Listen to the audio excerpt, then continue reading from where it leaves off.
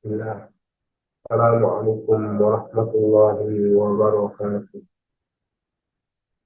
Innal hamdalillah nahmaduhu wa nasta'inuhu wa nastaghfiruh wa na'udzu billahi min shururi anfusina wa sayyiati a'malina.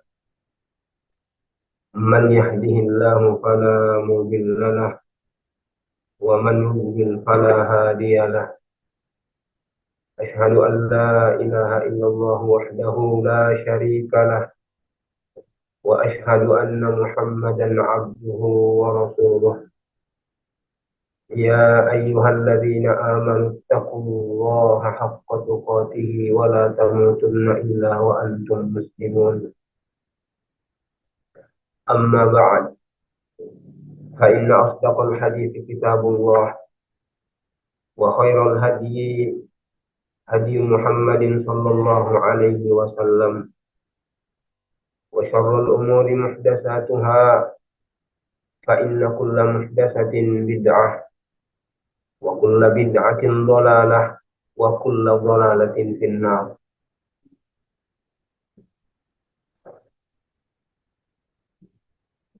معاشر المسلمين wal muslimat rahimani wa rahimakumullah. Kita lanjutkan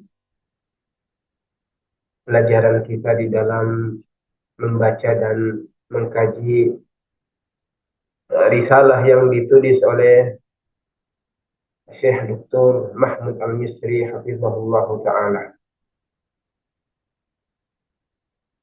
yaitu risalah yang berjudul Al-Fiqhul Muyassar lil Mar'atil Muslimah.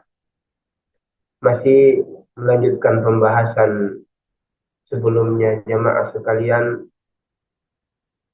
berkaitan tentang masalah atau hal-hal yang berkaitan tentang masalah haid. Kita pada pertemuan yang lalu telah menyebutkan konsekuensi, ya, bagi seorang suami yang menggauli istrinya dalam keadaan istrinya masih haid.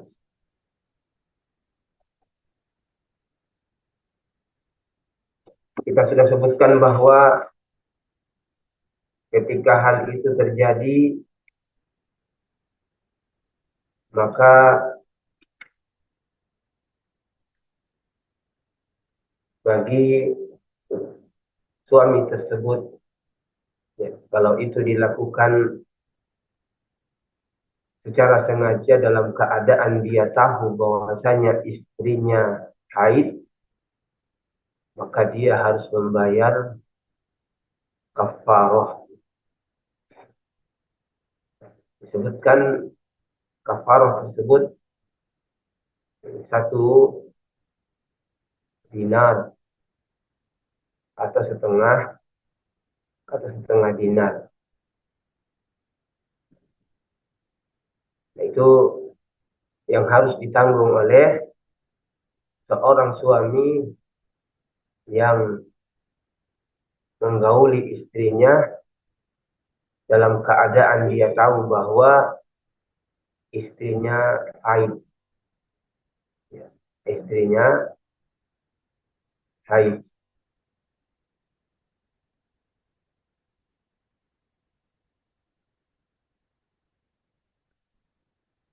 Adapun bagi wanita, maka seperti yang kita sudah sebutkan bahwa kewajiban dia adalah menolak.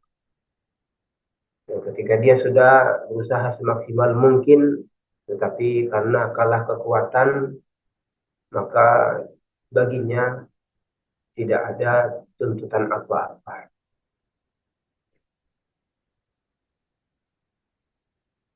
Jadi kalau suami, ya, sengaja dalam keadaan dia tahu, ya, tahu hukumnya bahwa itu saja haram, tetapi dia lakukan, maka ketika itu dia diwajibkan untuk membayar kafarah. Yang disebutkan dalam hadis, man atam ra'atahu wa hiya haidun falyatasaddaq bi dinarin aw nisfi dinar. Barang siapa yang menggauli istrinya, menjimai istrinya, sementara istrinya haid, maka hendaklah dia bersedekah dengan 1 dinar atau setengah dinar. Hadis diriwayatkan oleh Al-Imam Abu Dawud. Jadi para ulama memberikan penjelasan bahwasanya yang dimaksud di sini adalah suami yang menggauli istrinya dalam keadaan dia paham hukumnya, dia tahu bahwasanya istrinya sedang hamil dan dia lakukan dengan sengaja. Adapun suami yang lupa bahwa istrinya sedang haid, ya, lupa bahwa istrinya sedang haid,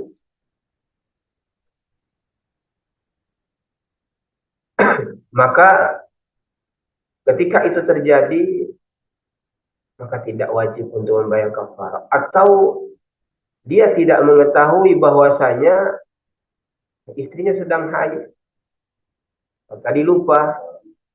Waalaikumsalam, Mas. Pak, silahkan. Kita penyebabkan, makasih banyak.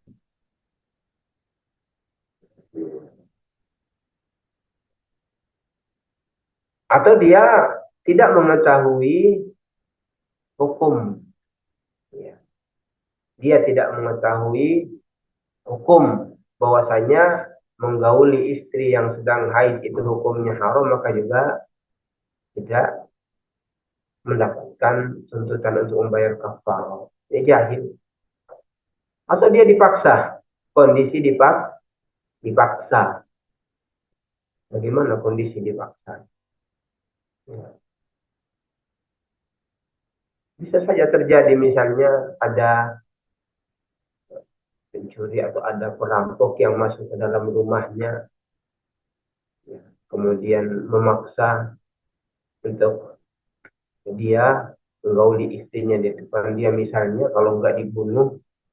Dan kondisi ketika itu dia, ya, dikasih pilihan mau gauli istrinya atau dibunuh, maka kondisi yang demikianlah dikatakan mukroh, yakni terpaksa juga. Yang seperti ini tidak diwajibkan untuk membayar, jadi tidak diwajibkan untuk membayar kafarah.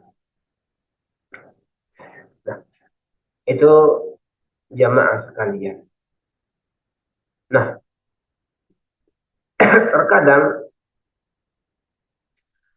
dalam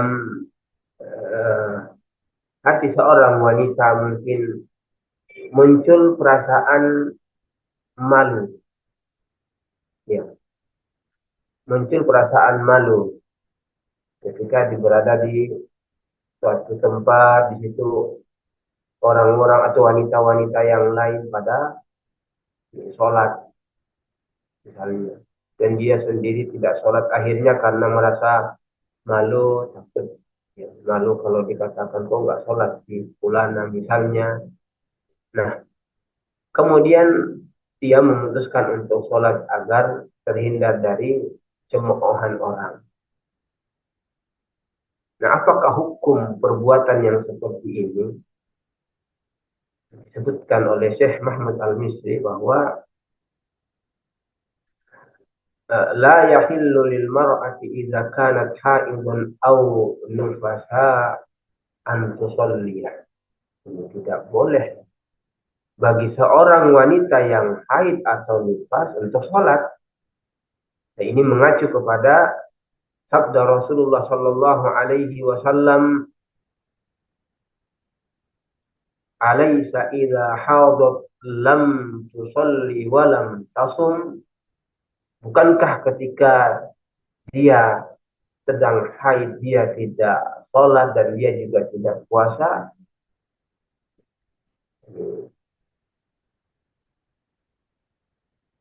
Sepakat para ulama bahwasanya wanita yang haid atau wanita yang nifas tidak boleh untuk mengerjakan sholat, tidak boleh untuk mengerjakan puasa. Ya. Ketika dia melakukannya karena takut cemoohan manusia, sebenarnya nggak ada masalahnya. Dia ngomong bahwasanya saya sedang haid, orang juga paham. Tapi mungkin saja terjadi hal yang demikian. Ya, hendaklah wanita tersebut bertobat karena telah melakukan sesuatu yang haram, bukan lagi ketaatan tetapi keharaman yang dia lakukan.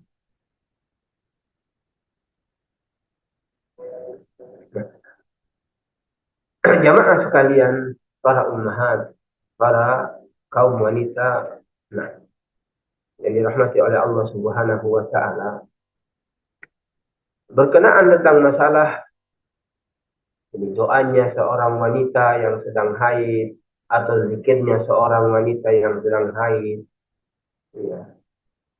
Apakah ketika dia memanjatkan doa ketika dia sedang haid atau istighfar atau zikir-zikir yang lain ketika dia sedang haid, ini diterima oleh Allah Subhanahu wa taala atau ini boleh untuk dilakukan? Maka jawabannya boleh. Ya. Bahkan dianjurkan untuk memperbanyak doa, memperbanyak istighfar, memperbanyak zikir, memohon ampunan kepada Allah. Apalagi kalau di waktu-waktu memang yang di situ diijabah. Ya. Jadi tidak ada larangan bagi wanita yang sedang haid untuk melakukan hal-hal yang demikian, berdoa meminta kepada Allah Subhanahu wa taala. Kemudian permasalahan lain yang disebutkan oleh Syekh Mahmud Al-Misri, sebutkan idza tahurat ha'au idza tahuratil ha'idu qabla al-fajri wa lam tattasil fahal tasum. Apabila seorang wanita yang haid, yakni suci sebelum uh, masuk waktu subuh, sebelum subuh, tiba waktu subuh, dan dia belum mandi, apakah dia boleh untuk puasa? Dia haid, malam masih dia haid, tapi sebelum tiba fajar, sebelum terbitnya fajar shadiq, sebelum masuk waktu subuh, itu dia suci. Tapi dia belum sempat mandi. Belum sempat mandi, sudah masuk azan subuh. Nah, ketika dia meniatkan puasa untuk puasa Ramadan besok ini, sebelum masuknya waktu subuh atau sebelum terbitnya fajar shadiq, maka kata para ulama bahwasanya puasanya sahih. Karena tidak dipersyaratkan bahwasanya dia harus mandi dulu baru kemudian puasanya sah. Berbeda tentunya dengan masalah sholat. Kalau sholat, ya memang dia harus mandi dulu baru sholat. Adapun masalah ini, masalah puasa, maka tidak menjadi masalah. Jadi dia niatkan puasa, ya, ketika sudah masuk waktu subuh, dia mandi karena dia akan melaksanakan sholat subuh. Jadi boleh. Bahkan ini wajib karena dia sudah suci. Suci sebelum terbitnya fajar atau sebelum masuknya waktu subuh. Berbeda kalau memang dia sucinya pas setelah masuk waktu. Jadi dia suci ketika sudah masuk waktu, berarti ketika itu dia tidak wajib untuk puasa dan dia harus mengqadha nantinya karena ketika itu dia suci. Dia belum suci. Meskipun sebagian ulama berpendapat bahwa dia tetap eh, wajib untuk menahan untuk tidak makan, tidak minum, tetapi tetap diwajibkan qadha karena tidak dihitung sebagai puasa karena sucinya di waktu di mana orang sudah ini, wajib untuk puasa. Nah, begitu juga dengan perkara seperti misalnya ya, seorang suami ya, ingin manja-manja dengan istrinya sementara istrinya sedang haid sampai misalnya dia baca ya Al-Quran dan dia ada di sisi istrinya mungkin baringan kepalanya ada di paha istrinya sambil dia baca Al-Quran. Apakah ini boleh dilakukan ataukah tidak boleh? Maka dikatakan bahwasanya boleh, ya, boleh, tidak ada larangan. Bahkan kalau kita lihat apa yang disampaikan oleh Aisyah radhiyallahu anha, beliau menceritakan kana Nabi sallallahu alaihi wasallam yaqra'ul Qur'an wa ra'suhu fi hijri wa anaha. Hadis diriwayatkan oleh Al-Imam Al-Bukhari dan Al-Imam Muslim. Ceritanya Aisyah bahwasanya Nabi sallallahu alaihi wasallam membaca Al-Quran dan sementara kepalanya ada di bangkuanku, ada di bangkuan, ada di bangkuan. Dan ketika itu saya sedang haid. Maka berdasarkan hadis ini tidak ada larangan bagi seorang suami yang ingin manja-manja dengan istrinya meskipun dia haid dan dia misalnya sambil membaca Al-Quran. Begitu juga dengan perkara-perkara seperti makan bersama, minum bersama. Tidak ada hal yang mengharamkannya. Bahkan lagi-lagi Aisyah radhiyallahu anha juga menuturkan, beliau mengatakan kuntu asyrabu wa ana haidun summa unawiluhu an-nabiy sallallahu alaihi wasallam fayad'u fahu ala mawdi'i fiyya fayashrab. Jadi aku pernah minum ketika saya sedang haid. Kemudian saya berikan minuman itu kepada Nabi Shallallahu Alaihi Wasallam dan beliau meletakkan mulutnya di tempat saya meletakkan mulut ini di bekas mulut saya, kemudian beliau minum. Kemudian wa ata'arraqul 'arqa wa ana haidun. Thumma unawiluhu an-nabiy sallallahu alaihi wasallam fayad'u fahu ala mawdi'i fiyya. Kemudian saya juga makan daging yang ada di tulang. Ya, makan daging yang ada di tulang. Dan ketika itu saya haid, kemudian saya berikan kepada Nabi Shallallahu Alaihi Wasallam tulang tersebut, tulang yang ada dagingnya, dan beliau meletakkan mulutnya di bekas mulut saya, di bekas mulut saya. Nah, ini menunjukkan jamaah sekalian bagaimana Rasulullah Shallallahu Alaihi Wasallam begitu baik di dalam memperlakukan Iya, istri beliau. Iya.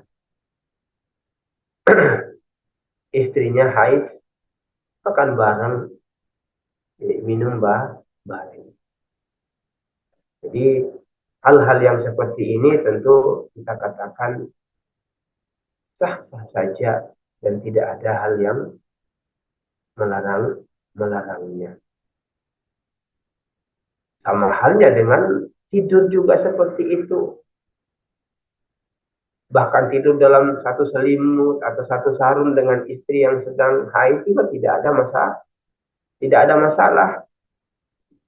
Hal itu juga dilakukan oleh Nabi kita alaihi salatu wassalam bersama istri beliau Ummu Salamah radhiyallahu anha menceritakan, beliau mengatakan baina ana ma'an Nabi sallallahu alaihi wasallam muttaji'atan fi khamisatin.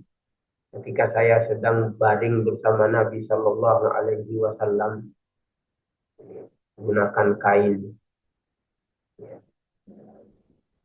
Idhibtu, tiba-tiba saya haid, jadi keluar darah haid. Fansalaltu fa akhadtu thiyaba haid, maka aku pun ya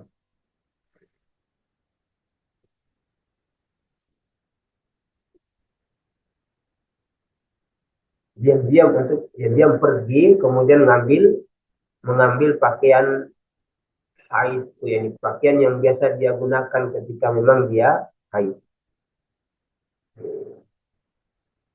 Ummu Salamah mungkin merasa tidak enak dan khawatir kalau mungkin nanti pakaian Nabi Shallallahu Alaihi Wasallam terkena darah haidnya, maka dia pergi diam-diam kemudian mengenakan pakaian haidnya.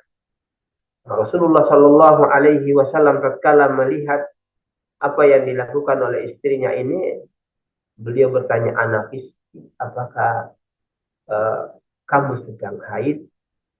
Maka kata Ummu Salamah, qultu na'am, iya,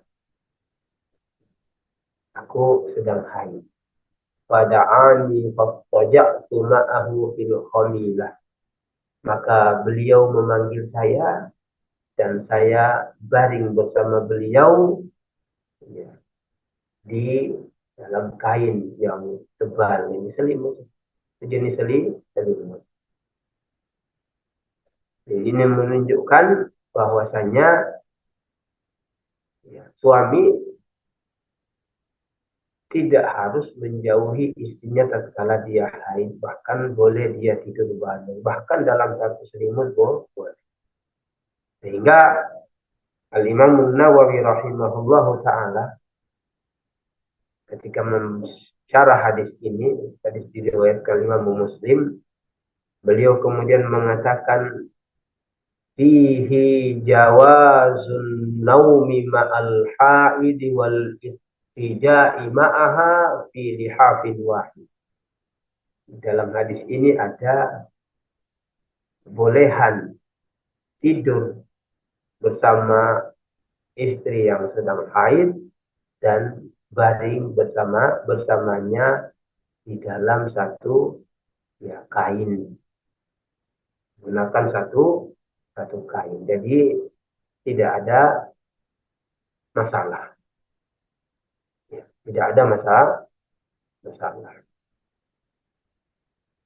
Nah, jamaah sekalian, para ummahat, para kaum wanita,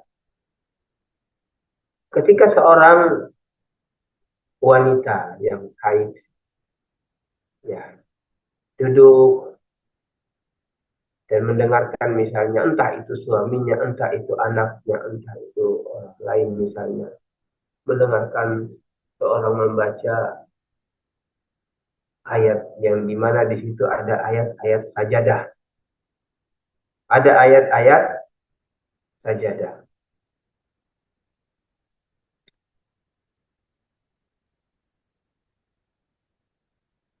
Apakah boleh bagi wanita tersebut untuk ikut sujud?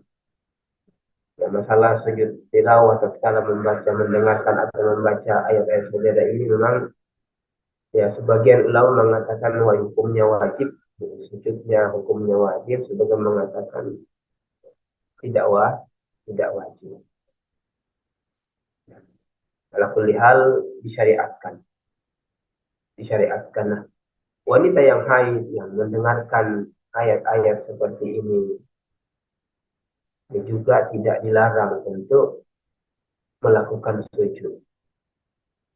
Jadi boleh baginya untuk sujud.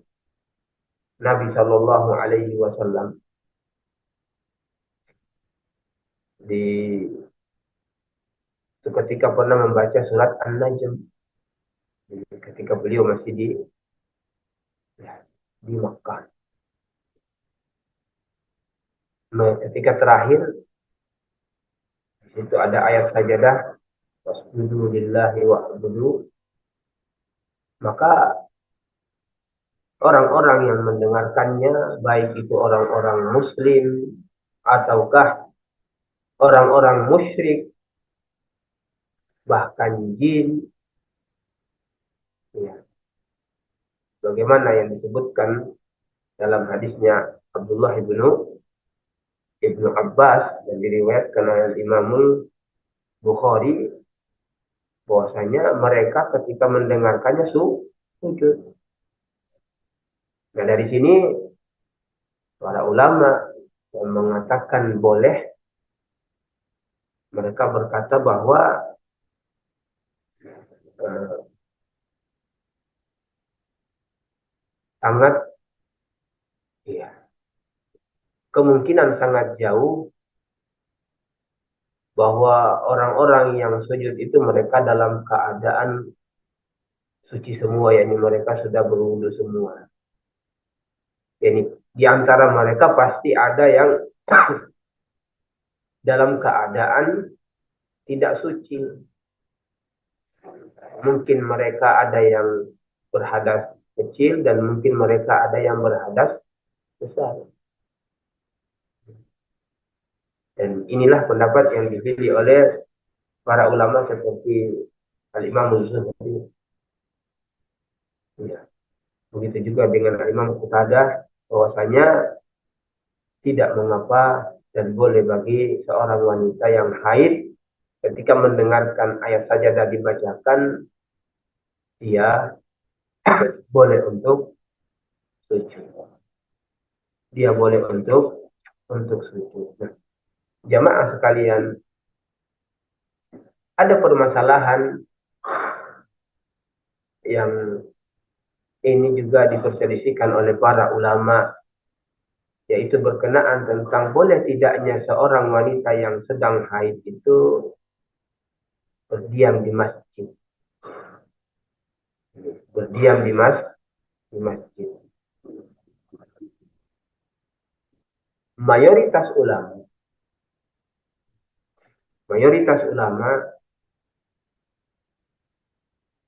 Imam Syafi'i, Imam Malik, Imam Abu Hanifah, dan Imam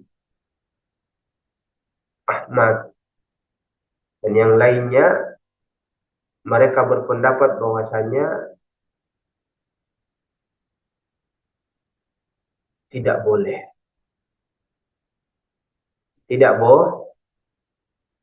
Tidak boleh bagi seorang wanita yang sedang haid, ya, mereka untuk berada di masjid.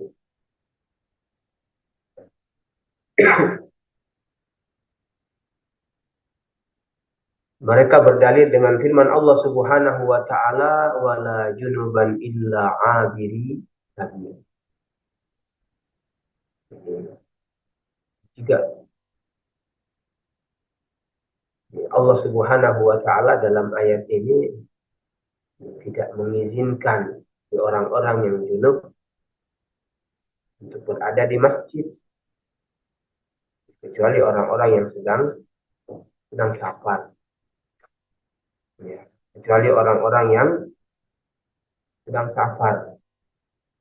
Pak, dikecualikan kata mereka.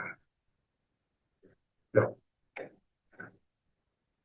pendapat yang lain, pendapat ulama yang lain, ya, mengatakan bahwasanya ya, boleh untuk wanita haid berada di masjid. Dan kalau kita melihat bahwasanya pendapat inilah yang dikuatkan oleh atau yang dipilih oleh penulis risalah yang kita baca. Jadi Syekh Muhammad Al-Misri mengatakan wa zahaba fariqun akhar minal ulama ila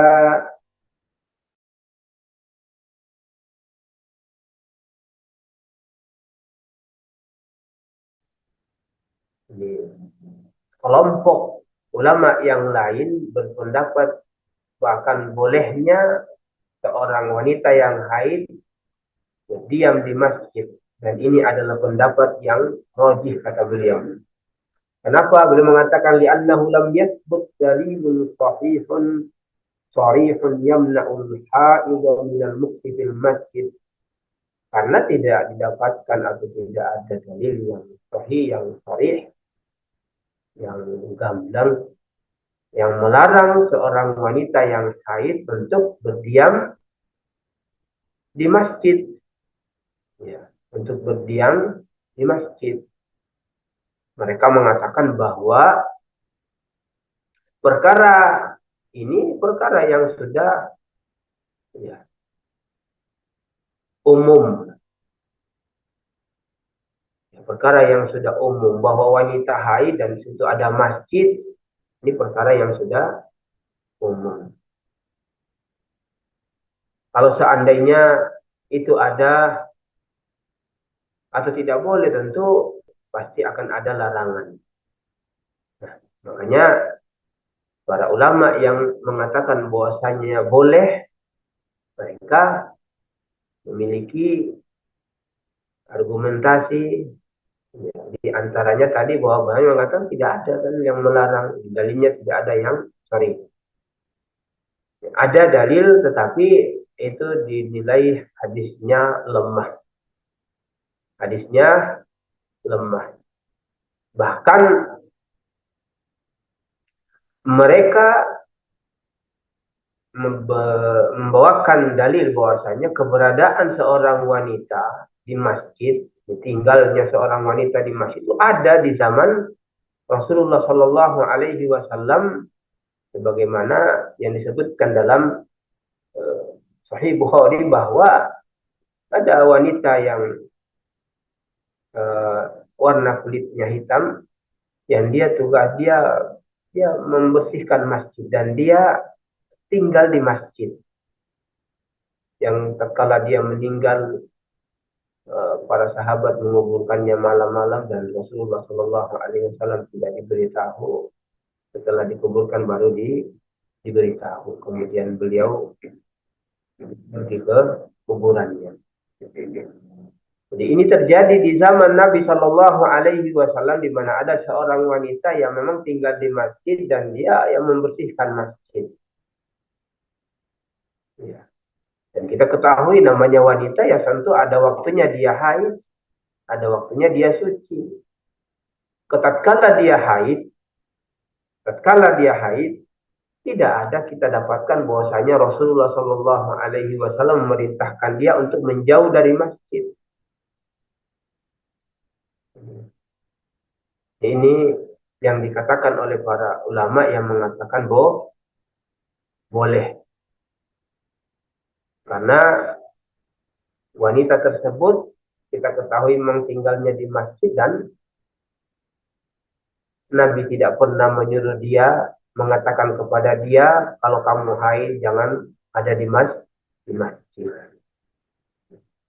Begitu juga para ulama yang mengatakan bolehnya seorang wanita untuk masuk berada di masjid ketika haid, yakni hadisnya Aisyah radhiyallahu anha tatkala beliau sedang haji dan datang bulan. Nabi mengatakan kepada istrinya, if'ali ma yaf'aluhul hajju illa an taqufi na'am bil bait. Lakukan apa yang dikerjakan oleh jamaah haji, seorang yang haji, kecuali tawaf di Ka'bah. Yang dilarang adalah tawaf di Ka'bah. Ya. Makanya mereka mengatakan yang dilarang itu adalah tawaf di Ka'bah. Nabi Shallallahu Alaihi Wasallam tidak melarang Aisyah untuk tidak masuk masjid. Beliau mengatakan lakukan seperti yang dilakukan oleh orang yang haji. Dan orang yang haji kita ketahui bahwasanya mereka tentu masuk ke dalam masjid. Maka ketika Nabi mengucapkan illa an tatufi bil bait, kecuali tawaf di Ka'bah ini tidak boleh, maka masuk yang boleh adalah masuk masjid. Ya,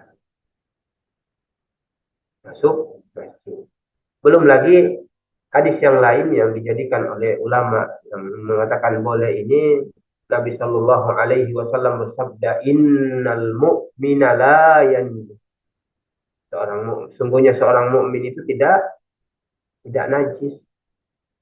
Nah, sungguhnya seorang mukmin itu tidak najis. Wallahu a'lam jamaah sekalian, sekali lagi bahwasanya permasalahan ini diperselisihkan oleh para ulama dan perdebatan mereka panjang, masing-masing memiliki dalil. Jadi kalau kita melihat apa yang dipilih dan dirajihkan oleh Syekh Mahmud Al-Misri, begitu juga kalau kita melihat apa yang dirajihkan dan dikuatkan oleh Syekh Abu Malik dalam kitabnya Sahih Fiqh Sunnah, beliau mengatakan bahwasanya ini pendapat yang kuat adalah boleh, tidak ada larangan. Adapun hadis yang dijadikan dalil oleh ulama yang mengatakannya dinilai lemah, hadisnya lemah. Nah, ada sebagian ulama berpendapat bahwasanya wanita yang haid itu setiap masuk waktu sholat disunnahkan atau dianjurkan untuk berwudu. Kemudian dia tidak sholat, tapi dia ketika masuk waktu sholat, ya dia dianjurkan untuk berwudu dan kemudian duduk untuk zikir, bukan sholat. Sebagian ulama atau ada di antara ulama yang berpendapat demikian. Nah, pertanyaannya, apakah hal yang seperti ini punya sandaran yang sahih sampai kepada Nabi Shallallahu Alaihi Wasallam bahwa memang dianjurkan yang demikian? Ya, kalau masalah sholat sepakat bahwasanya haram hukumnya untuk sholat. Ini sekadar berwudu tatkala mendengarkan azan, habis itu dia duduk pikir, entah itu istighfar dan yang lainnya. Kata Syekh Muhammad Al-Misri menyebutkan bahwasanya warada dzalika an ba'di ahli ilmi wa sahha an 'Atha ibn Abi Rabah annahu qala fil mar'atil haid wa su'ila akanatil haid tu'maru an tatawadda'a inda waqti kulli shalah thumma tajlis fatukabbir wa tadhkurullah sa'atan. Ya. Jadi kata beliau bahwasanya telah datang dari sebagian para ulama seperti misalnya Atha bin Abi Rabah tentang masalah ini. Ya, beliau ditanya, ya, apakah wanita yang haid diperintahkan untuk berwudu ketika di setiap waktu sholat, kemudian dia duduk dan berzikir, takbir, ya, berzikir, ya, sewaktu yang dia kehendaki. Maka Atha bin Abi Rabah menjawab, lam yablughni fi dzalika syai'un.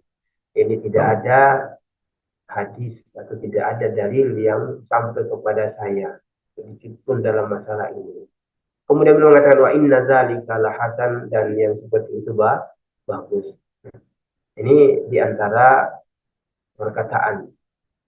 Tapi kemudian di terakhir beliau mengatakan, ini Syekh Muhammad Al-Misri mengatakan, lakin ala kulli hal, ya, fa innana nastahibbu lil ha'idi an tadhkurallaha fi kulli waqtin qadra istita'atiha. Bahwasanya kita menganjurkan bagi seorang wanita yang haid untuk berzikir kepada Allah pada setiap waktu menurut kemampuan dia. Karena dengan berzikir sebagaimana firman Allah Subhanahu wa taala, ala bizikrillah tatma'innul qulub. Dengan zikir kepada Allah itu hati menjadi tenang. Dan seperti itu Rasulullah Shallallahu alaihi wasallam juga demikian, senantiasa berzikir kepada Allah. Adapun iya masalah pendapat yang seperti itu yang dianjurkan bahwasanya setiap waktu sholat wanita haid dianjurkan untuk berwudu kemudian berzikir, maka kata Syekh Muhammad Al-Misri, ya, tidak ada dalil yang sahih yang menunjukkan akan hal ini. Ya, tidak ada dalil yang sahih yang menunjukkan akan hal ini. Tetapi kembali lagi kita katakan tadi bahwa tidak ada salahnya bagi seorang wanita untuk berzikir di setiap keadaan. Yang dimaksud oleh beliau adalah ini ketika kita mengatakan disunnahkan atau dianjurkan bagi wanita yang haid setiap waktu sholat, dia wudhu, ini yang butuh dalil. Ini yang butuh dalil, dan tidak ada kata beliau. Nah, ada perkara lain yang disebutkan oleh beliau bahwa hal yajuzu aqdun nikahi 'alal haidi wan nufasa, boleh enggak akad nikah? Ya. Boleh enggak akad nikah dilangsungkan ketika wanita sedang haid atau nifas? Ya kan, nifas dia sudah melahirkan, berarti misalnya ya, ini masa iddahnya sudah selesai. Boleh enggak seorang wanita yang sedang haid atau wanita yang sedang nifas ini melangsungkan akad nikah? Bisa jadi orang sedang hamil ditalak suaminya, iddahnya kan sampai dia melahirkan maka selesai iddahnya. Pertanyaan, boleh nggak akad nikah atau dia sedang haid? Kata beliau, na'am yajuzu aqdun nikahi 'alal haidi wan nufasa iz annahu la dalila yamna'u min dzalik. Boleh, kata beliau, seorang wanita yang haid atau sedang nifas untuk melangsungkan akad nikah. Jadi tidak ada dalil, kata beliau, yang melarang akan hal yang demikian.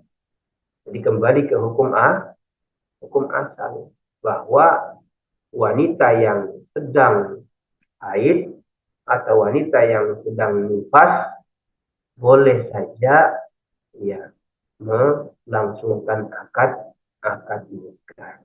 Ya tinggal nanti sang suaminya harus bersabar nunggu sampai suci. Ya. Malam pertama masih ya keluar darah, malam kedua masih keluar darah sampai dia suci lah. Kalau nifas, ya kalau misalnya 40 hari, 40 hari dia harus bersabar. Tetapi akad nikah, ya akad nikahnya sah. Ya, akad nikahnya untuk berhubungan jima, maka ini nunggu sampai dia harus sampai wanitanya suci. Nah ini Ya, di antara permasalahan yang disebutkan oleh Syekh Mahmud Al-Misri. Nah, ada perkara-perkara yang disebutkan oleh beliau, hanya hal-hal yang tidak boleh dilakukan oleh seorang wanita yang sedang haid. Ya, sudah kita sebutkan sebagian bahwasanya wanita yang haid itu tidak boleh sholat. Ya, begitu juga tidak boleh puasa. Ya, tidak boleh tidak boleh puasa. Begitu juga tidak boleh melakukan jima sama suami, dan berikutnya tidak boleh tawaf di Ka'bah berdasarkan hadisnya Aisyah tadi. Ali ma yaf'alul hajju illa an tatufi bil bait. Jadi dilarang untuk tawaf di mana? Di Ka'bah. Adapun zikir pada Allah, baca Al-Qur'an, ya, ya, meskipun kita katakan tadi di situ ada khilaf di kalangan para ulama, tetapi pendapat yang kuat bahwasanya boleh bagi mereka untuk zikir, untuk baca Al-Quran, tetapi dihindari untuk menyentuh langsung, untuk menyentuh langsung. Ya. Dan yang hal-hal yang lainnya seperti masuk masjid kita sudah sebutkan tadi, ini juga boleh menurut pendapat yang jamaah sekalian. Mungkin ini yang bisa kita sampaikan pada pertemuan sore hari ini. Kita sudah selesai dari masalah haid. Insya Allah pertemuan berikutnya kita masuk kepada nifas dan istihadah. Dan mudah-mudahan apa yang kita sampaikan bermanfaat karena sudah masuk maghrib. Kita tutup dengan doa kafaratul majlis. Subhanakallahumma wa bihamdik. Asyhadu an la ilaha illa anta astaghfiruka wa atubu ilaik.